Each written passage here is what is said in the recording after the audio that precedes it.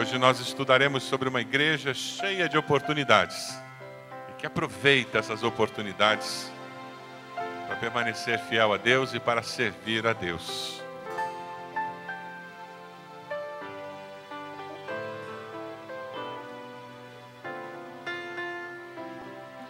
Na linguagem de hoje, o texto de Apocalipse se lê assim: ao anjo da igreja de Filadélfia, escreva o seguinte: esta é a mensagem daquele que é santo e verdadeiro.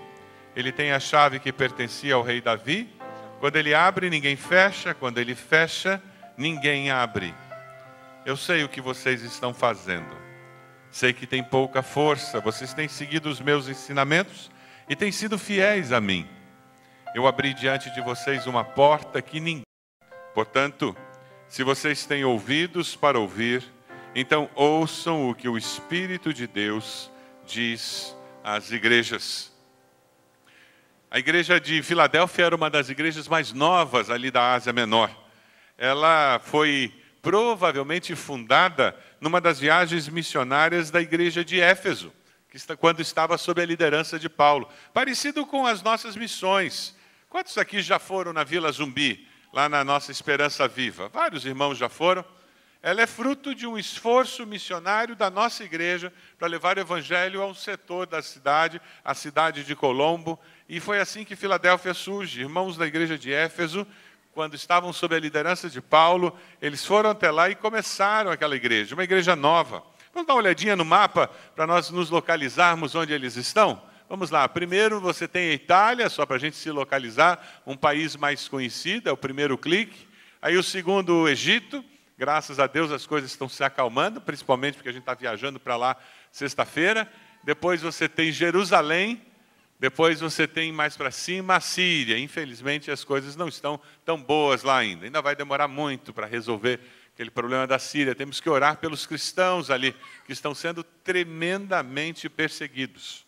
Os cristãos na Síria estão sendo muito perseguidos nesse momento. Aí continuamos, começamos a ver as várias igrejas. A primeira delas é Éfeso, depois temos Esmirna, depois Pérgamo, Tiatira, Sardes e finalmente Filadélfia. Percebe a região onde todas elas estão localizadas? A facilidade de comunicação entre elas. Filadélfia foi uma cidade fundada em 159, 160 anos antes de Cristo. E lá pelo ano 17 depois de Cristo, ela é destruída completamente por um terremoto. Mas ela é reconstruída. E ao longo dos anos ela foi mudando de nomes. Inclusive Flávia foi um dos nomes que ela recebeu. Hoje o nome dessa cidade, ela existe hoje, é Alá Serrir, cidade de Alá. Então é uma característica dessa cidade conseguir sobreviver ao longo dos anos e ser reconstruída e permanecer existindo até os dias de hoje. Ela foi fundada com um objetivo muito claro: ser o centro da difusão da cultura grega na Ásia. Ela foi fundada com esse objetivo. Então era uma cidade onde a cultura grega era muito presente e muito forte. É interessante porque é uma das cartas que não existe condenação. Era uma igreja que recebe uma carta do Senhor e não existe nenhuma condenação, nenhum erro é apontado. Que bênção poder ser uma igreja assim. E o Senhor se apresenta no versículo 7, dê uma olhadinha no versículo 7, veja se tem alguém perto de você sem Bíblia, para que essa pessoa possa acompanhar também. Pegue o esboço aí dentro da revista, para facilitar você estar acompanhando a mensagem. O anjo da igreja em Filadélfia recebe essa carta e veja como o Senhor se apresenta. São palavras daquele que é santo e verdadeiro, que tem a chave de Davi.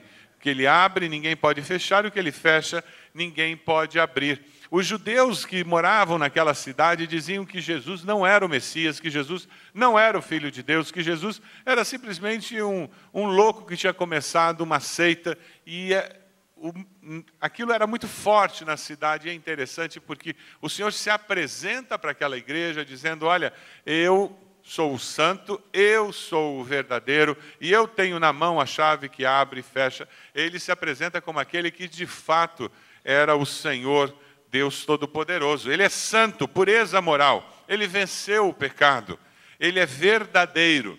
João 14,6 é um dos textos mais conhecidos do Novo Testamento. Você consegue dizer de cor João 14:6? E disse Jesus: eu sou o caminho, a verdade e a vida. Ninguém vem ao Pai senão por mim. Jesus é verdade, ele é verdadeiro. O que aqueles judeus falavam é que, na realidade, era falso. Eles estavam tentando enganar quem acreditava que Jesus não podia ser o Messias. Eles estavam sendo enganados por aqueles judeus que tinham a sua mente fechada. E é interessante porque surge, então, essa expressão, alguém que tem a chave de Davi. Ora, a palavra-chave no Velho Testamento está sempre vinculada à ideia de autoridade. E Davi, o rei mais poderoso de Israel. Se você vai lá em Isaías 22, você encontra essa mesma expressão sendo mencionada. Vamos ler juntos esse texto de Isaías 22. Porei sobre os ombros dele a chave do reino de Davi. O que ele abrir, ninguém conseguirá fechar. E o que ele fechar, ninguém conseguirá abrir. É interessante porque Jesus abre essa carta se apresentando como aquele que tem na sua mão o poder para decidir o destino das pessoas, para onde elas vão, como elas vivem e como elas vão passar a eternidade até. Apocalipse 1:18 nos fala sobre esse poder que o Senhor tem. Eu sou aquele que vive, estive morto, mas agora estou vivo para todo sempre. Tenho autoridade sobre a morte e sobre o mundo dos mortos. Jesus abre a entrada do céu para aqueles que o aceitam e nada, nem ninguém pode fechar essa porta do céu, porque o que ele abre, ninguém fecha, o que ele fecha, ninguém abre. Você tem a certeza de que quando você passar dessa vida para outra, Jesus estará à porta do céu, abrindo aquela porta para que você possa entrar? É Ele que detém esse poder. Ele é o único caminho, a única verdade e a única vida. O artigo é definido. E é interessante porque esse texto termina com Jesus dizendo: ninguém vem ao Pai senão por mim. Ele não disse ninguém vai ao Pai por aquele caminho. Ele reafirma o conceito de que ele é o caminho para nós chegarmos a Deus. Ninguém vem ao Pai senão por mim, porque eu sou o caminho, a verdade e a vida. A única verdade que não muda, a verdade que é eterna, a única vida que vale a pena ser vivida.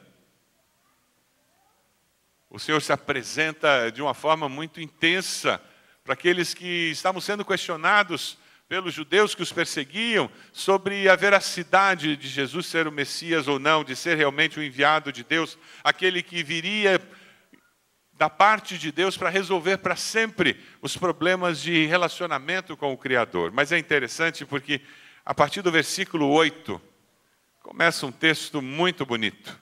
Eu conheço as suas obras. Essa expressão é preciosa.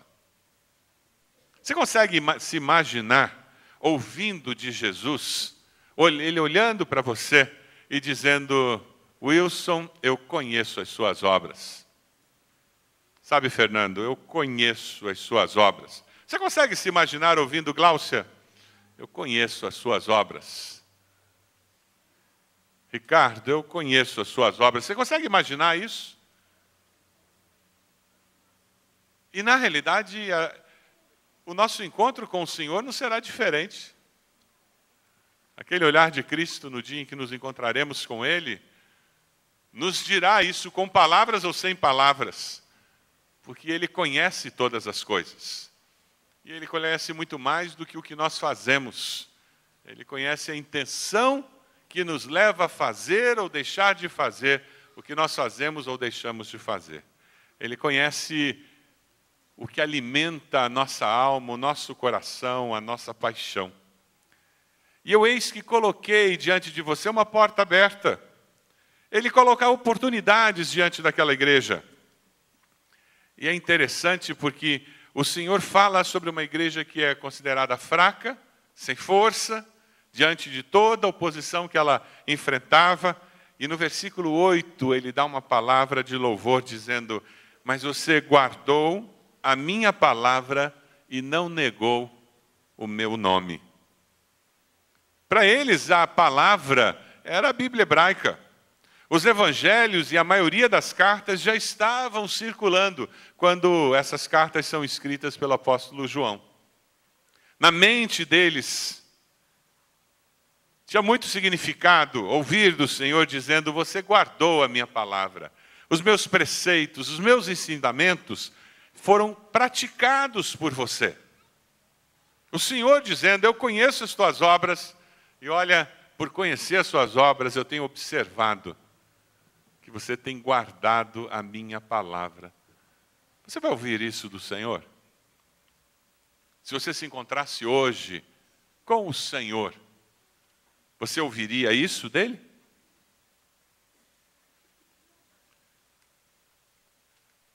Esse texto é precioso porque ele nos ajuda a entender um conceito muito importante. O mundo, a sociedade, as pessoas podem fechar muitas portas, mas Cristo abre qualquer uma. Amém? Você está diante de uma oportunidade que não se concretiza? Tem uma porta fechada diante de você e você já está cansado de bater nessa porta? Você já conversou com todo mundo que você podia conversar? Meu querido, dobre os joelhos, porque se Jesus abrir essa porta, ninguém vai fechar. E quem sabe, quem está fechando essa porta, não é aquela empresa, não é o governo, não é um supervisor, não é a injustiça da sociedade. Quem sabe quem está fechando essa porta é o próprio Senhor, para o seu bem. Porque você não está entendendo o que é melhor de fato. E o que parece a melhor oportunidade e opção, a médio e longo prazo, não será. Quem já teve filho adolescente sabe do que eu estou dizendo. Quantas vezes eles têm convicção plena de que aquela é a oportunidade única da vida e eles não podem perder. Já ouviu isso? Aquela festa eu não posso deixar de ir, o mundo vai acabar. Aquela viagem eu não posso deixar de ir, o mundo vai acabar. E muitas vezes nós, como pais, temos que fechar a porta, pagando um preço digno de paternidade e maternidade. Mas por entender que a médio e longo prazo, esta é a melhor decisão. Nós não fazemos isso. Nós que somos humanos, limitados, imagine se o nosso Pai Celeste, que é perfeito e que enxerga muito mais do que nós, não faria isso. Cristo anuncia que ninguém pode interromper o projeto dele, o que ele está fazendo. Quando nós não aproveitamos as portas abertas por Deus na nossa vida, nós perdemos bênçãos. Talvez você esteja perdendo a bênção da convivência familiar, porque você não tem aproveitado a porta aberta que Deus tem dado a você de ter filhos, ter uma família. E você trabalha como um louco, não sei para quê. Você está sempre ausente de casa.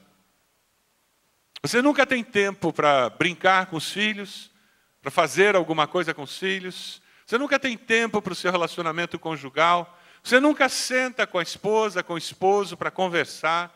Vocês nunca têm tempo para saírem juntos e fazer alguma coisa como casal. E as oportunidades estão sendo perdidas. E com elas, bênçãos estão sendo perdidas. Portas que Deus abre na nossa vida, nos dando uma família, nos dando princípios na sua palavra, que nos ensinam a construir uma família saudável. E nós negligenciamos essas oportunidades deixadas por Deus. Eu costumo dizer que na nossa igreja, quem não vem a culto é que perde a bênção. Ninguém era obrigado a vir na virada ontem, mas quem passou por aqui foi abençoado. Só de ver aquela muvuca, aquele movimento, de imaginar que tudo aquilo que está acontecendo ia abençoar os projetos sociais da nossa igreja. Isso já aquece o coração. Você pode viver sem ter vindo aqui? Claro que pode. O que acontece na vida cristã é que muitas vezes nós estamos perdendo bênçãos que nós nem sabemos que Deus já tinha escolhido para nós. E ficamos com menos do que aquilo que Deus planejou. Quem sabe você está nessa igreja e você não se envolve numa célula, você não se envolve num grupo discipulado, você deveria estar fazendo uma classe do CFI, não está fazendo.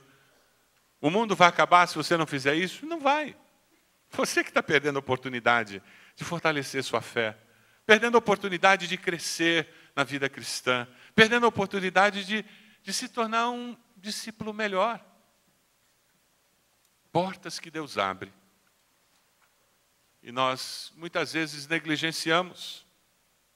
Profissionalmente, muitos de nós negligenciamos oportunidades que temos dadas por Deus. Alguns têm medo de ser promovido, porque não querem se arriscar. Outros não querem pagar o preço de fazer um curso universitário, ou fazer um pós, ou fazer algo mais. E porque eu não quero pagar o preço, eu não aproveito a oportunidade de poder fazer. Às vezes a empresa paga e eu não faço. Mas ver amor à vida é melhor, né? É mais profundo. Porta de oportunidade, ver novela da Globo. Ah, meus queridos, certamente Deus tem um projeto mais significativo para nós do que deixarmos os dias passarem. O que essa igreja ouve do Senhor, quando Ele diz, eu vou voltar, e vocês foram encontrados como alguém que aproveita as oportunidades que eu tenho dado. Vamos fazer um exercício? Hoje é domingo, né? Já imaginou se viesse uma palavra do Senhor dizendo que Jesus ia voltar domingo que vem ao meio-dia? Consegue fazer esse exercício? Como seria a sua semana? Domingo que vem, ao meio-dia, Jesus vai voltar. Alguém está na igreja domingo que vem? Pastor Márcio, o culto de quinta ia ter que ser aqui. Culto de quinta-feira ia estar lotado. Tem alguém que você ia querer trazer na célula, no culto de quinta essa semana, porque esse cara só tem uma semana para tomar uma decisão ao lado de Cristo. Jesus vai voltar. Tem algum acerto de contas que você precisa fazer? Tem alguém que precisa receber um telefonema seu, uma visita sua? Porque Jesus vai voltar. E Ele vai dizer, eu conheço as suas obras.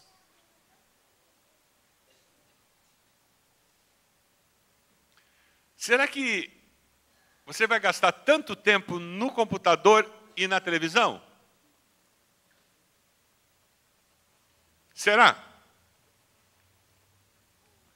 Como vai ser sua agenda essa semana? O senso de urgência faz com que aflore as prioridades que são significativas, não é verdade? Relevantes. Quantas vezes nós estamos perdendo oportunidades preciosas dadas por Deus? Morarmos num país com liberdade religiosa em que você pode fazer reunião de oração no seu ambiente de trabalho sem retaliação e sem perseguição. Pode ser até ver cara feia. Mas você pode fazer. Você pode pregar o evangelho para os seus vizinhos com liberdade, não pode? Sem correr risco. É impressionante. Veja o versículo 10. Aquela igreja, ela recebe uma palavra de louvor do Senhor, dizendo, você guardou a minha palavra de exortação, a perseverança. Ainda que fracos, ainda que sentindo-se pequenos, diante de toda aquela realidade ao seu redor, eles perseveraram. Virtude cristã. É disciplina básica da vida cristã, perseverança. É interessante porque Deus quer o nosso melhor. Nada mais e nada menos. Você não tem que fazer mais do que você pode, mas não faça menos do que é viável. O Senhor espera de nós uma resposta à altura daquele potencial que Ele já colocou na nossa vida. É interessante porque o apóstolo Paulo, que tinha um potencial tremendo, ele percebendo uma limitação na sua vida, ele pede ao Senhor que Deus tire essa limitação dele. E Deus diz, muda o foco, muda o foco. E foram 3 vezes que ele orou pedindo a Deus que tirasse aquela limitação. E finalmente Deus disse, para, muda o foco. Nós conhecemos o texto lá em 2 Coríntios 12, de 9 a 10. O Senhor disse, minha graça é suficiente para você, pois o meu poder... Vamos ler juntos? Minha graça é suficiente para você, pois o meu poder se aperfeiçoa na fraqueza. Aí ele chega a uma conclusão brilhante. O que ele diz? Pois quando sou fraco... Ou seja, quando eu reconheço a minha fraqueza, aí eu vou na fonte. Para de orar pedindo a Deus para tirar os problemas da sua vida. E comece a orar pedindo a Deus capacidade para permanecer fiel, mesmo no meio dos problemas. Você pode até dizer para Deus, Deus, eu não queria essas encrencas, mas já que elas vieram, usa isso para me tornar uma pessoa melhor. Já que eu estou passando por esse momento de provação, Deus, prova esse teu servo e me transforma num discípulo mais comprometido com o Senhor. Me ensina o valor da perseverança. Muda meu caráter. Aperfeiçoa a santidade na minha vida. Aquela igreja, no meio da provação, ao invés de ficar olhando para o problema, ela olhava para o Deus que é infinitamente maior do que o problema. Quem sabe você veio para esse culto hoje e o teu foco, as luzes da tua vida, todas estão no problema e não no Deus, que tem todo o poder para modificar aquela realidade ou dar capacidade para você lidar com aquela situação tão adversa. Porque nós já descobrimos que na vida adulta tem algumas situações que se resolvem assim. Outras se resolvem um pouco mais devagar. Outras parece que não se resolvem. E os anos vão passando e não tem uma definição como nós gostaríamos. Já percebeu isso? Porque na vida adulta a dinâmica é muito complexa, não depende só de mim, depende de mim, do outro, das circunstâncias. Mas mesmo no meio de tudo isso, tem um Deus que pega a minha capacidade, por mais limitada que ela seja, e faz a mesma coisa que ele fez com uns pãezinhos e uns peixes que o menino carregava na bolsa. Lembram dessa história? Era uma multidão, 5.000. Os pãezinhos e os peixinhos. Mas era o que o menino tinha. E foi aquilo que ele colocou diante de Deus. E o que Jesus fez?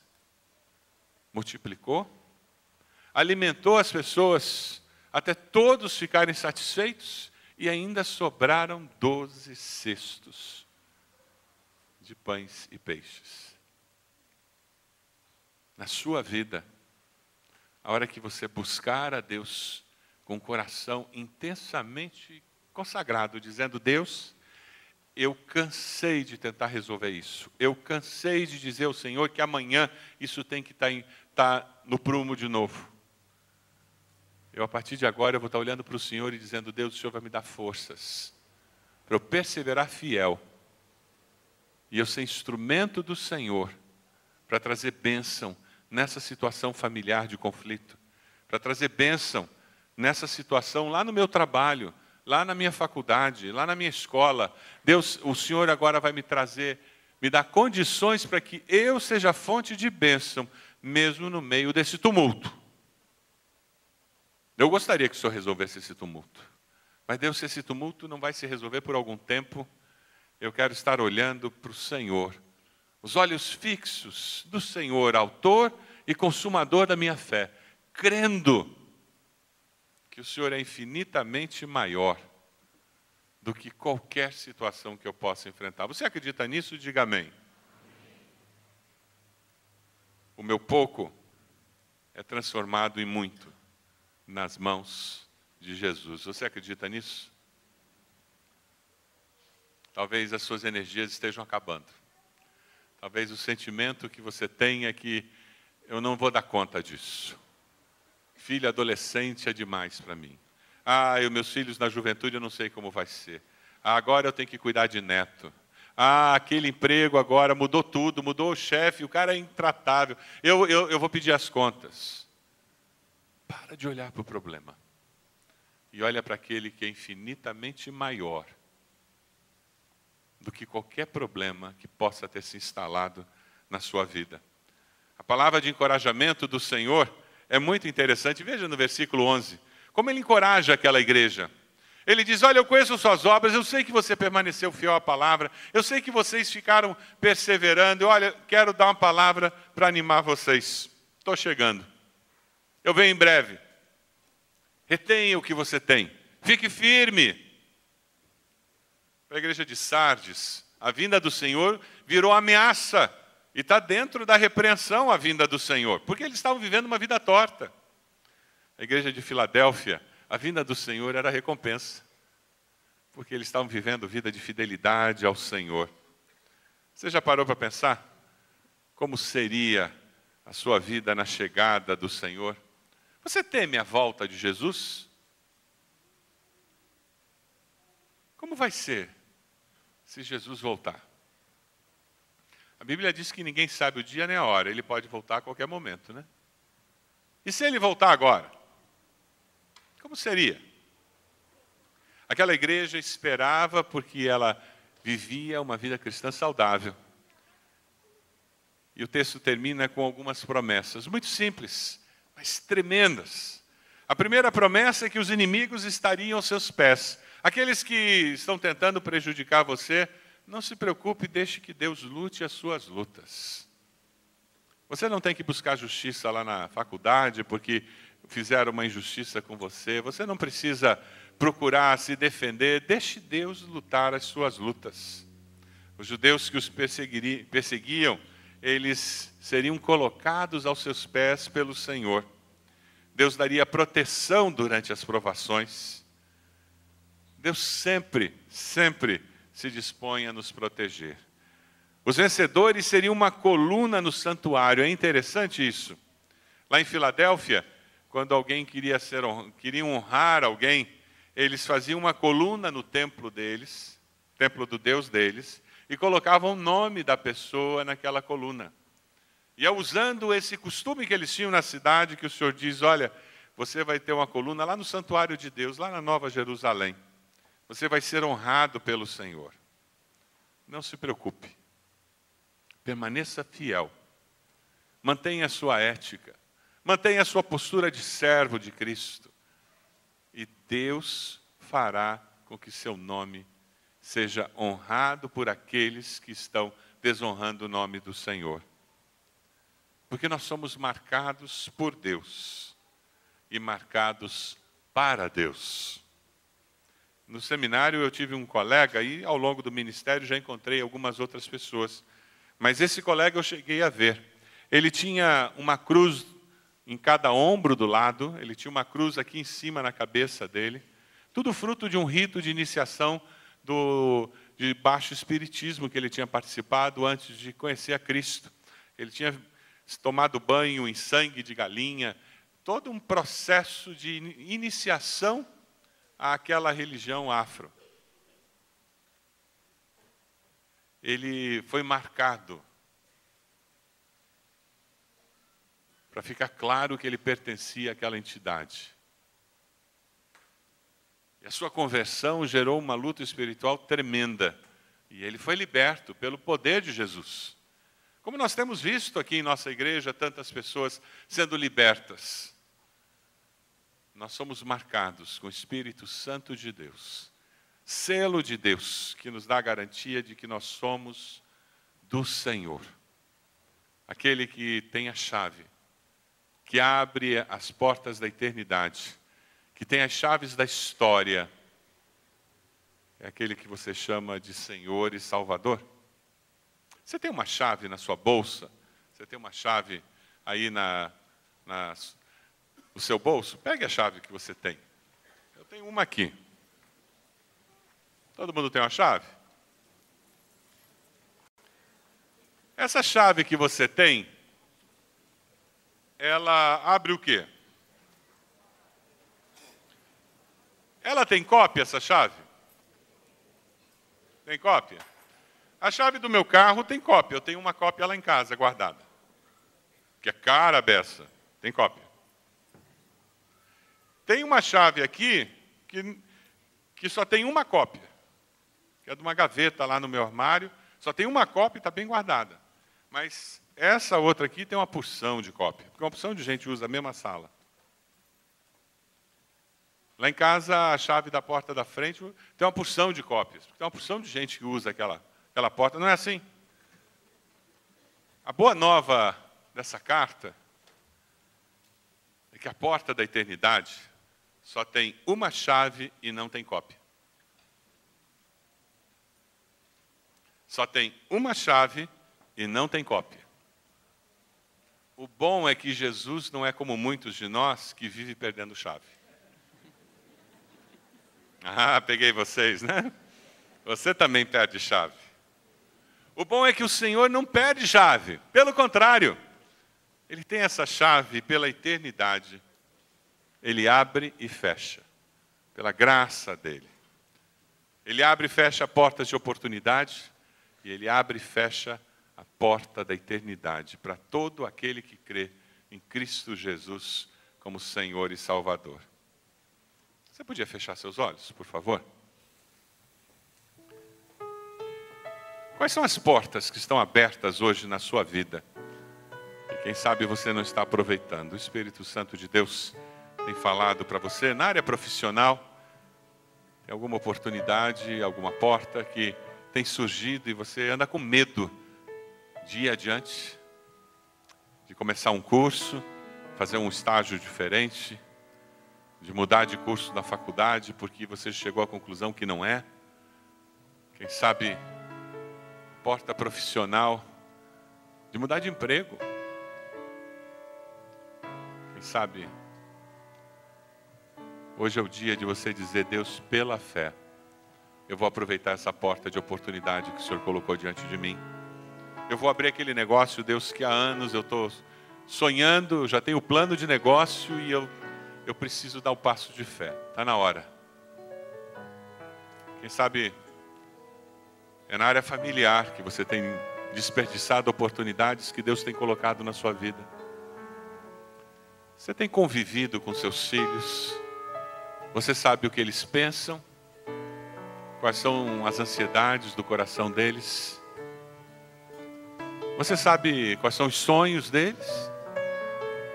Onde eles querem chegar com a sua vida. Quem sabe hoje você vai dizer: Deus, me ajuda a aproveitar o fato de que eu estou vivo, eles estão vivos. E nós gastarmos tempo juntos, para que eu conheça o coração dos meus filhos. Deus prometeu converter o coração dos filhos aos pais, dos pais aos filhos.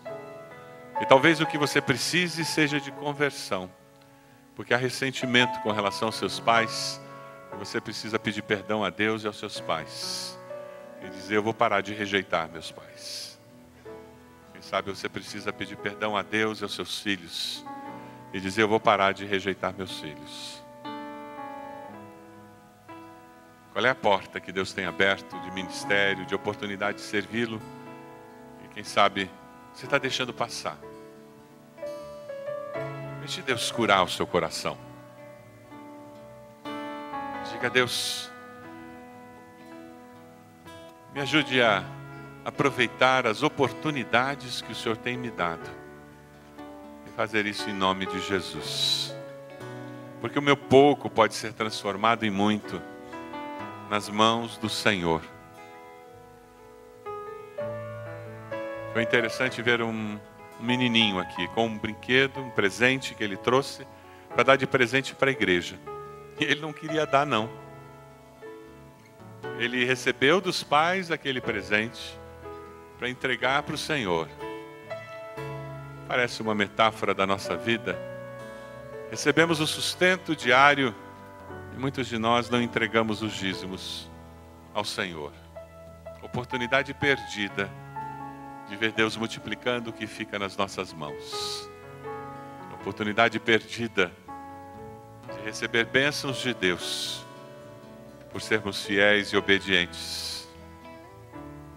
Quem sabe você está aqui e nunca abriu seu coração para Jesus. Como a Andréa falou, você conhece a Cristo, mas você não conhece a Cristo. E você gostaria de, com o coração arrependido, dizer: Jesus, muda a minha vida. Me dê uma nova esperança, uma nova razão de viver.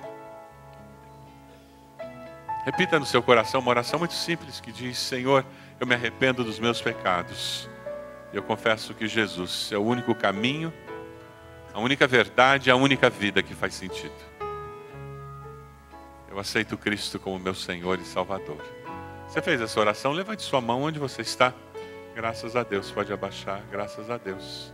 Mais alguém? Graças a Deus, pode abaixar. Mais alguém? Pastor, eu orei assim, pode abaixar. Graças a Deus.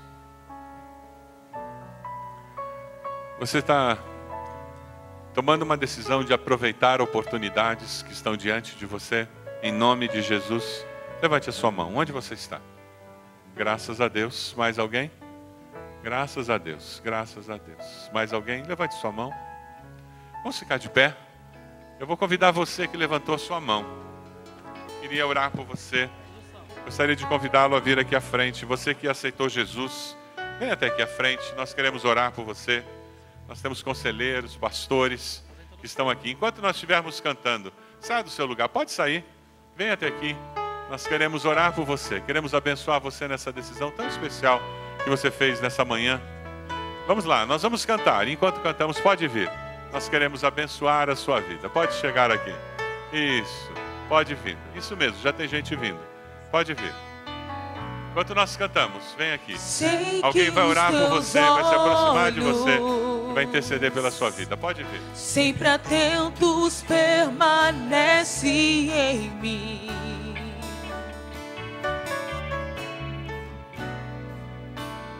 E os teus ouvidos estão sensíveis para ouvir meu clamor. Posso até chorar, mas a alegria vem de manhã. És Deus de perto e não de longe, nunca mudaste, tu és fiel.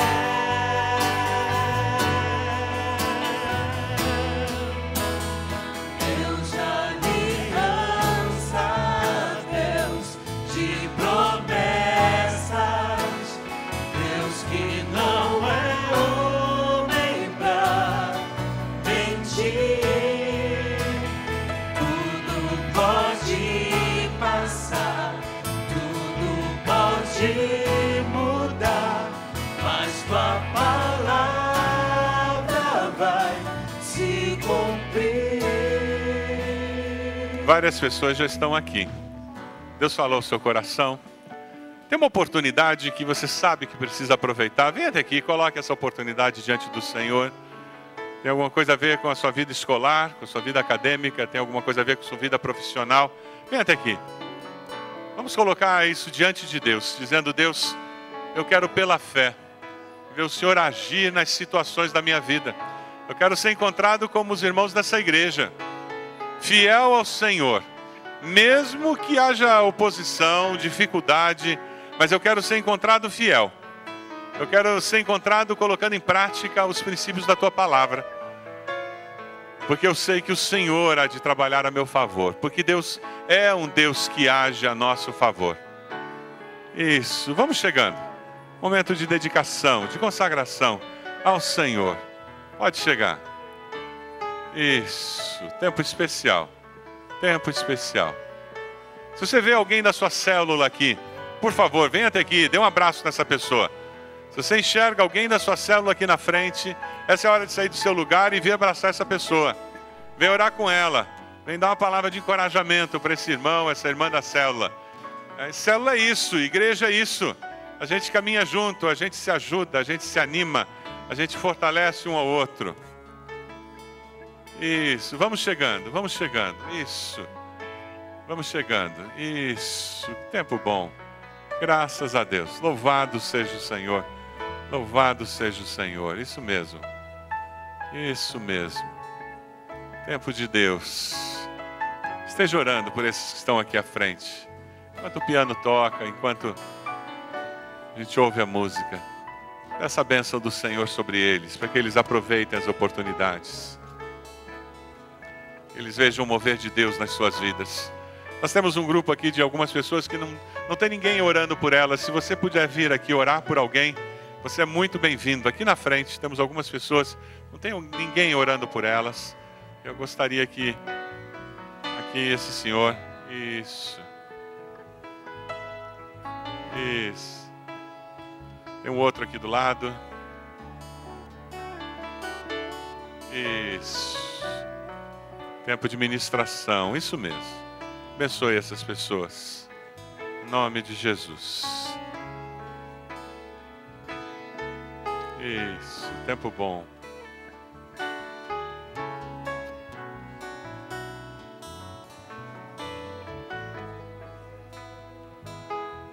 Corpo de Cristo se abençoando.